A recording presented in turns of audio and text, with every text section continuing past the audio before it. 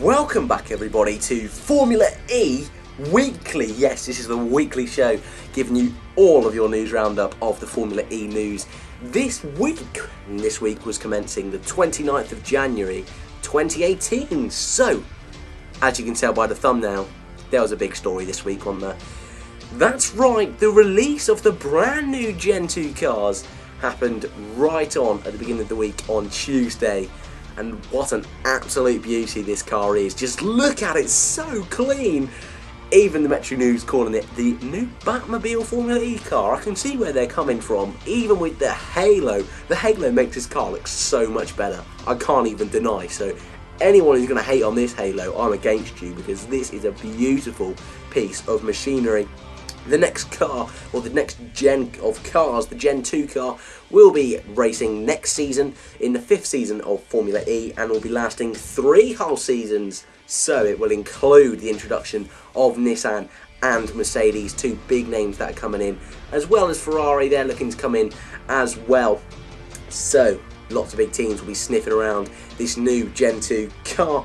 It is said that it's got twice as much battery, or at least twice as much battery as the current gen of cars, which is pretty obvious because these cars are going to be going for the whole race instead of having to swap halfway through the race, which will be great for the sport.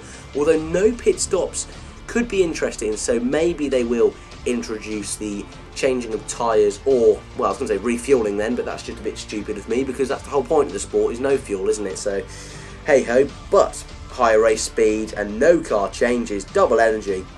It's going to be great in it, and they've said that they'll be releasing more and more stuff about the Gen 2 car. The next big event where they'll be mentioning it is at the Geneva Motor Show on March the 6th. But guys, this car, what an absolute stunner it is. I mean, I know we've just got the basic livery here, the no livery if you want to call it that, just the Formula E grey and blue livery, but Jesus, what a beautiful car it is. And you can just see, there was a picture a few seconds ago actually of the Abt Schaefer livery concept of it, and what a car it is, what a car. Fantastic, fantastic indeed. So then, we move on to our next story, which is the Santiago E-Prix. Now, as you can already tell, it's another quiet week for the news. However, it was pretty big news, wasn't it? You can't deny huge news of the Gen 2 car, and so we couldn't really expect much else. But we did have an E-Prix for the first time in a month, and it was a cracker. So if you don't know, I do all the reviews of the Formula E races and Formula 1 races as soon as they come out. But as I said, what a race it was, and I'm going to spoil the results now. So if you don't know, then don't watch, but if you're watching this weekly show, then I'm assuming you know.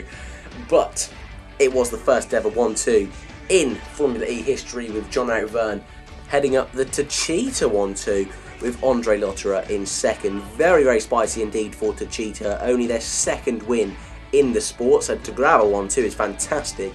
And the fact they're not even a works team, they're actually a customer team of Renault, so really great job from the Techeetah boys. Some great crashes in there, some great hype till the end of the race, and you can see all of that in my review, which will be linked in the description alongside all of today's news that has been covered. So that's it guys, another quiet week in the world of Formula E. However, the one big bit of news, the next gen cars, that was worth it. If there was only going to be one story, that is the big story, and I'm buzzing for it. Like I said, the Santiago E-Prix, that review is on the channel, linked in the description, or you can just go over onto the channel, drop a subscribe while there, and if you fancy chucking on the notification bell, why not? Get to see when all the latest videos and big drama are hitting the channel. But guys, if you're new around here, we do all sorts of Formula E, Formula 1, Formula 2 and anything motorsport news. So if you're into that, why don't you drop a subscribe? But as always, like, subscribe, thanks for watching, and I'll see you in the next one. Oh, and by the way, if you've got any questions for next week, just chuck them in the description. I'll try and add them maybe in the next episode. So that was just a quickie. See ya!